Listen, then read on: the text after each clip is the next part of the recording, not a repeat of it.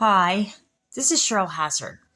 So my brain is firing off today, despite being exhausted. I know, funny. But I'm thinking maybe I actually did benefit from taking stuff for adrenal fatigue. It's possible. Maybe.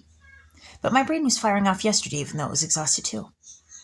Um, well, I'm happy it's firing off anyway with ideas because, cool. I like it when I feel inspired. I can use it. And who couldn't use it when they're inspired either? You know? You got to strike when the iron's hot. If you got inspiration, you got to use it. Hey. But the topic that I thought of was bad choices of people to be financially dependent on. So one would be they can't or won't keep a job. Of course, Robert Kiyosaki, if he was going to fire back, and my dad did have me read Rich Dad, Poor Dad, would tell you that's just an illusion, job security, because, people just, end up chasing after a carrot that's being dangled from them that doesn't really exist. But still, if you're dependent on somebody who only gets a job for 2 weeks and then quits, you kind of have a problem. The other one would be they are financially irresponsible. For example, they don't pay their bills or they don't pay the bills. They spend a lot of money and they don't have the money to spend.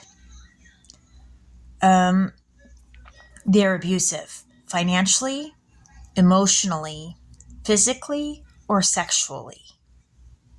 That's not a good person to be financially dependent on. That's problematic, like big time problematic. Like, yikes, cringe, oh dear God. God's going very funny. You kept saying, oh dear God.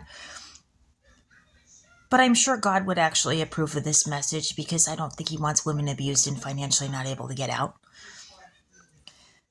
And they have a major addiction: drugs, alcohol, sex, or gambling, or maybe even porn. And the thing about the major addiction, like drugs, alcohol, or the gambling, well, maybe more so the drugs and the alcohol, is that those things can affect things like they can't or won't keep a job. For example, if they come to work hungover and they're acting like an idiot at work, it's affecting their quality of work because they're kind of out of it and they're just, falling asleep on the job And, this kind of gets addressed in the show Chef when one of the chefs had a drinking problem and he comes to work and he's completely hungover and falling asleep at the job. So those would be like some examples of bad people to be financially dependent on.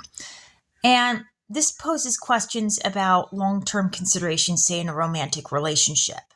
Because if you're aiming to move in with somebody and have a marriage and have kids with a partner, you need to make sure that that person can bring it in the relationship. Financially, manage money, keep the utilities on, you know, um, and be able to pay for the bills, like dental insurance for the kids.